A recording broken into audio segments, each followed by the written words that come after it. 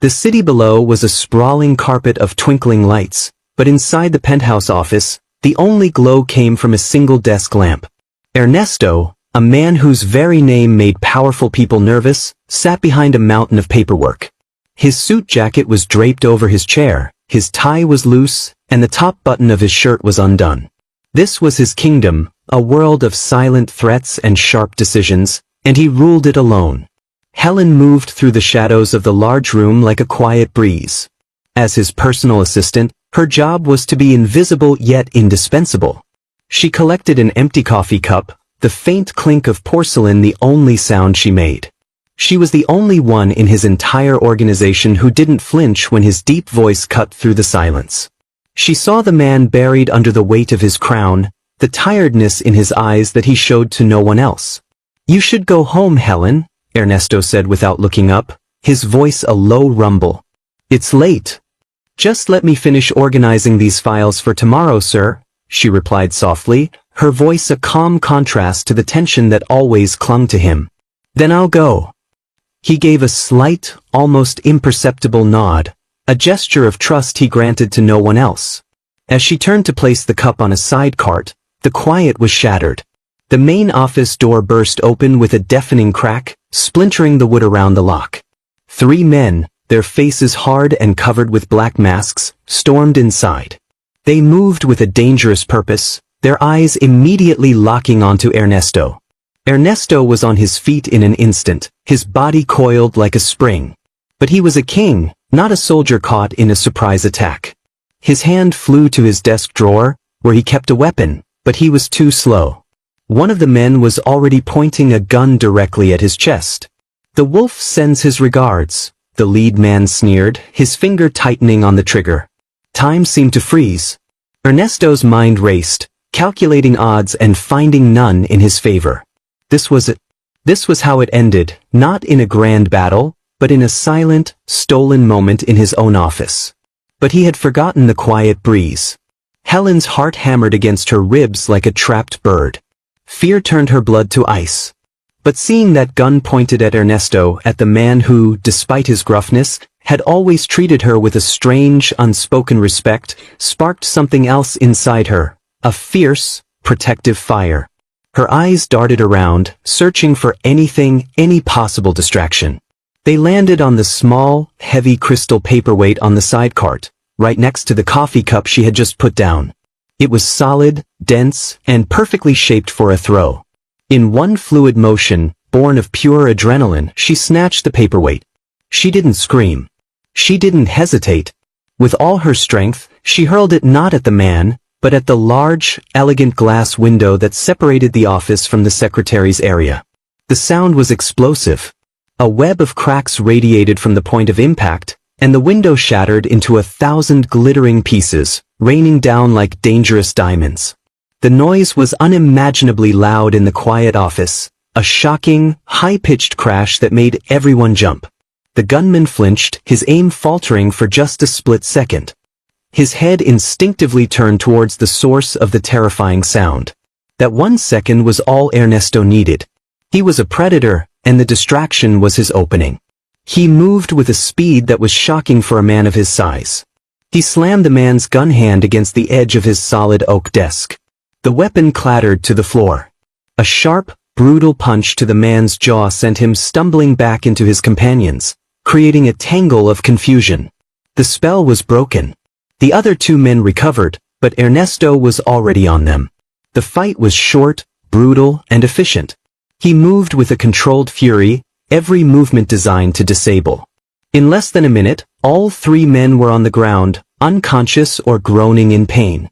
Silence descended once more, broken only by the ragged sound of Ernesto's breathing and the faint tinkle of glass still falling from the broken window.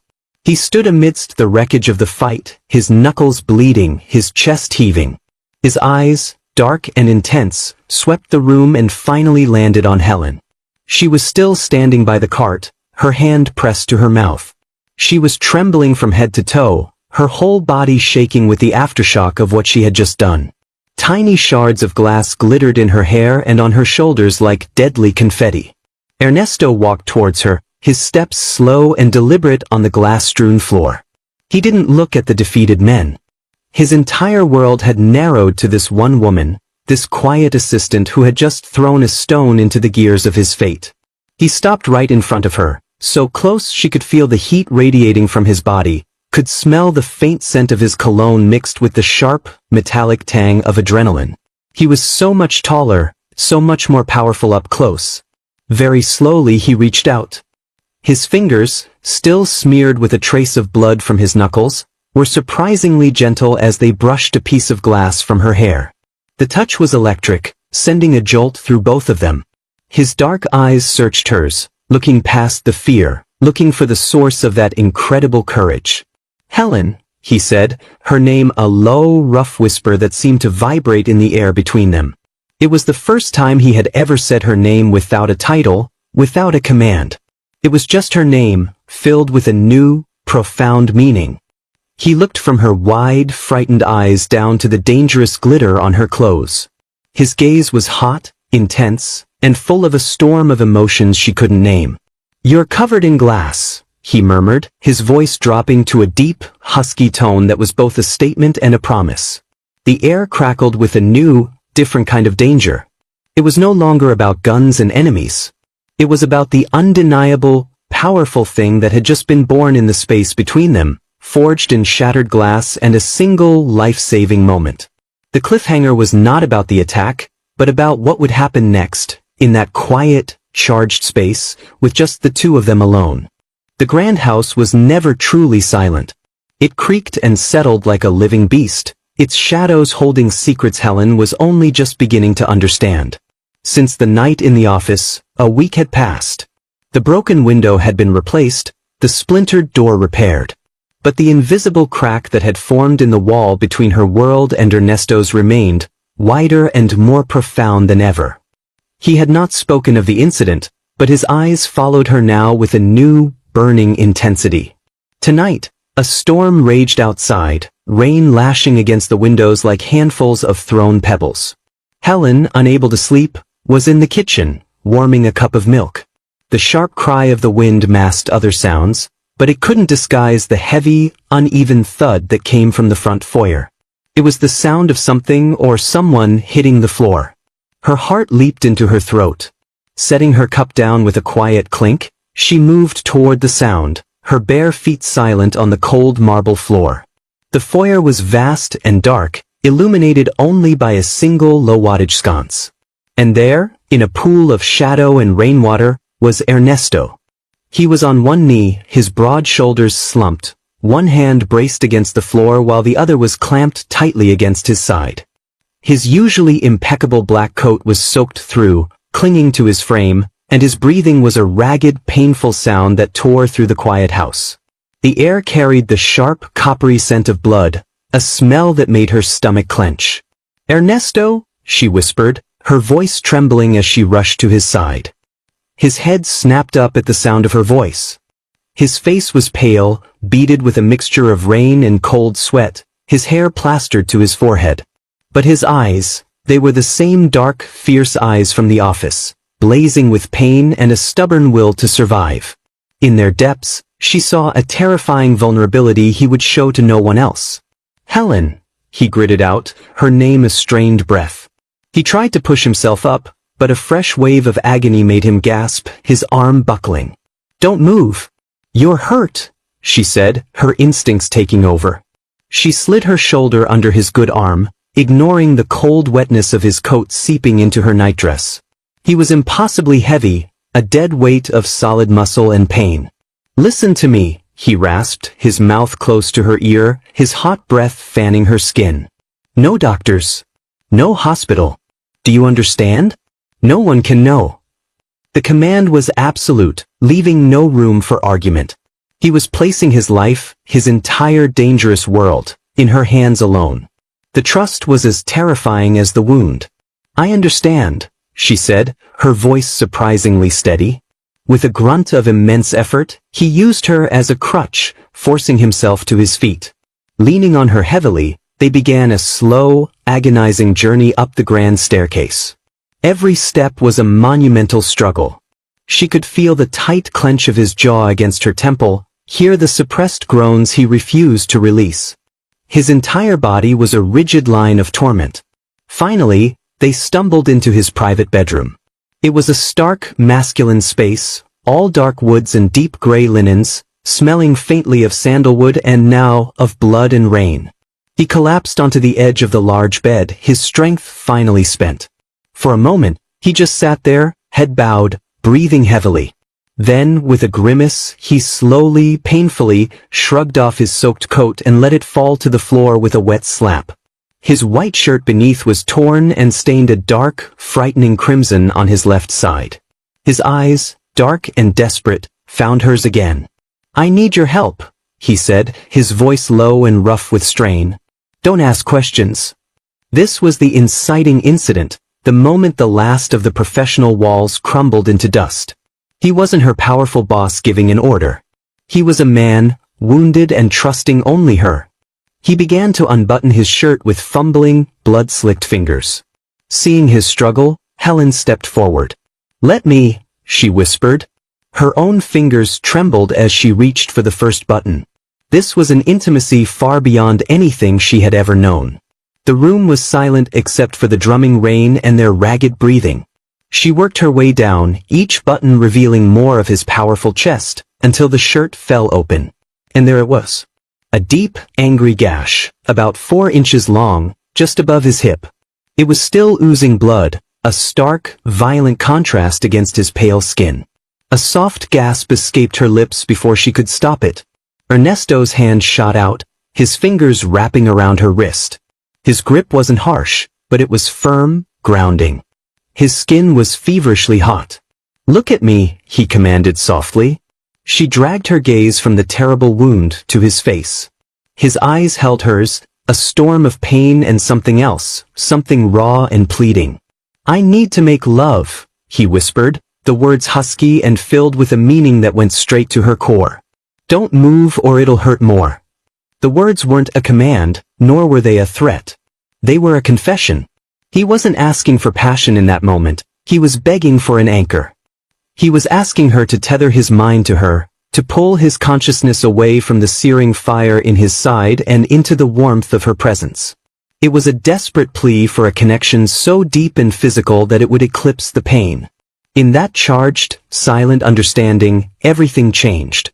The air grew thick and heavy, humming with a new, dangerous energy.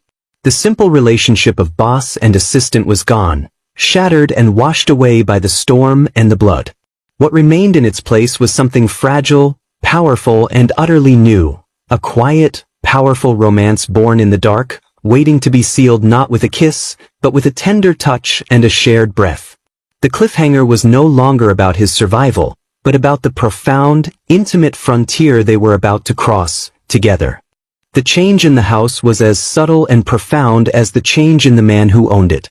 The grand, echoing halls no longer felt like a gilded cage but like a home slowly learning to breathe. The cold, imposing marble seemed to soak up the newfound warmth, reflecting not just light, but a feeling of peace that had been foreign to its walls. This transformation had a single beautiful source, the love that had quietly blossomed between the Mafia king and his maid.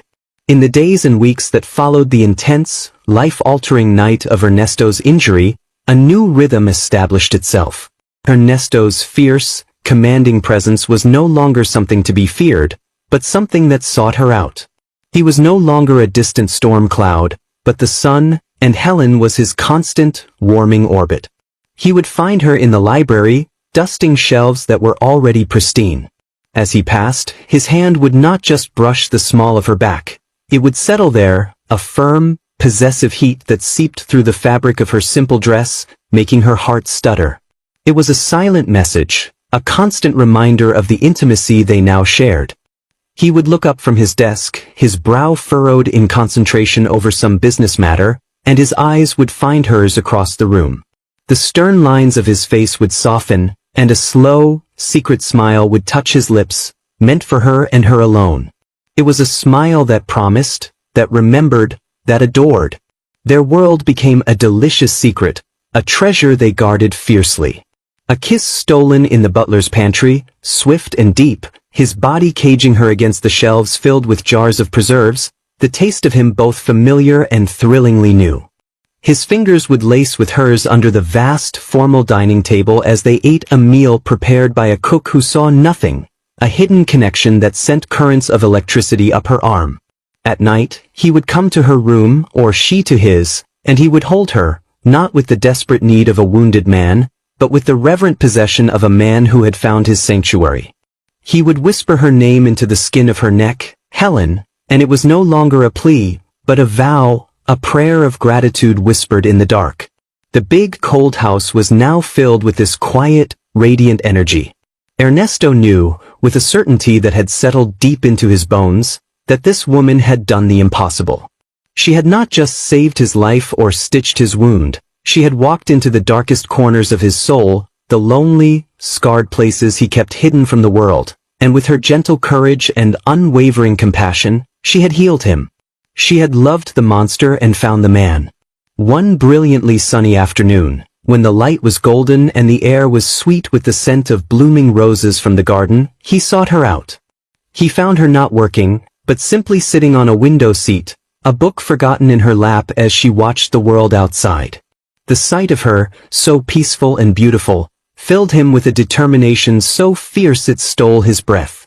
"Come with me," he said, his voice a low, intimate rumble. He took her hand, his fingers intertwining with hers, and led her not to his study or the sitting room, but through a set of French doors she had always assumed were locked. They stepped into his most private sanctuary, a walled garden hidden from the rest of the world. It was an explosion of color and life. Bees hummed a lazy song as they danced from flower to flower, and climbing vines heavy with jasmine filled the air with an intoxicating perfume. It was a world away from the grit and violence of his empire, a secret paradise. He led her to the very center, where an ancient, gnarled olive tree provided a canopy of dappled shade. Here, surrounded by vibrant life and breathtaking beauty, the last shadows of his dangerous world seemed to melt away. He turned to face her, taking both of her hands in his. His grasp was firm, warm, and sure. His thumbs gently stroked the backs of her hands, a touch that was now as familiar to her as her own heartbeat, yet in this moment, felt entirely new and significant. "Helen," he began, his dark eyes holding hers with an intensity that made the rest of the world fade. "Before you walked into my life, this house was just a fortress. My life was a title, a heavy crown I was born to wear, a destiny of shadows and solitude. I thought that was all there was for a man like me.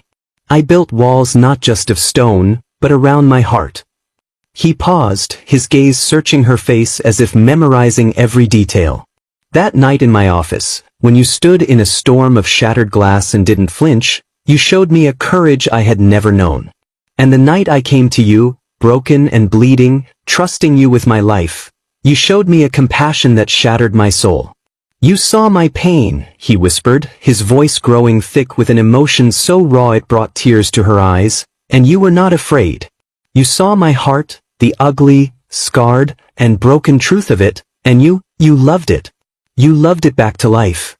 He released one of her hands and reached into the pocket of his tailored trousers. When he opened his palm, a ring lay nestled there, catching the sunlight. It was not a loud, ostentatious jewel, but a piece of art that spoke of elegant strength and timeless beauty. The band was crafted of woven platinum, like two souls forever entwined, and it held a single, deep emerald that seemed to hold the very essence of the garden, lush, alive, and precious. "This life I lead," he continued, his voice steady and sure, "it will always have its dangers. The shadows will always linger at the edges. But I don't want to face them alone anymore. I don't want you to be my secret, my hidden joy. I want you to be my light, my strength, my partner in everything. I want the whole world to know that you are the one who holds my heart. Stay with me. Be my wife, be my queen. Rule this life by my side. Give me your forever, Helen, and I will spend every single breath of my forever ensuring you never, for 1 second, regret that choice." Tears streamed freely down Helen's cheeks now, but they were tears of a joy so profound it felt like a supernova in her chest. She looked at him, this powerful, dangerous man brought to his knees not by an enemy, but by love, and she saw only her future. She saw the partner, the protector, the man who had trusted her with his deepest vulnerability. He was offering her not just a ring, but his entire world, his kingdom, and his heart, asking her to rule it all with him. Her answer was not a thought, but a truth that erupted from the very core of her being. Yes, she breathed, the word a soft, sure vow that hung in the fragrant air between them. A radiant, tear-streaked smile broke across her face, brighter than the sun above. Yes, Ernesto. My forever has been yours from the moment you trusted me with your pain. 1,000 times, yes. A smile, true, unburdened, and breathtaking in its joy, transformed his face. It was the most beautiful thing she had ever seen.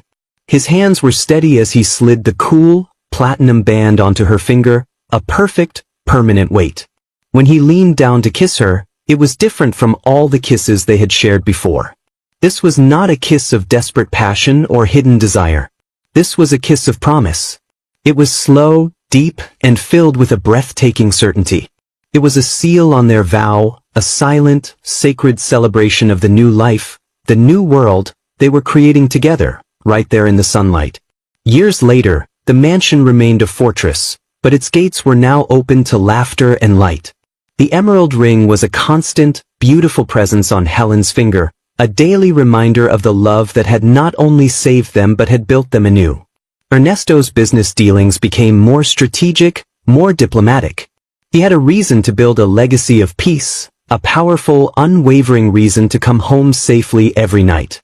The dangerous life was still a part of their reality, a wolf that sometimes howled in the distance, but it no longer ruled their hearts.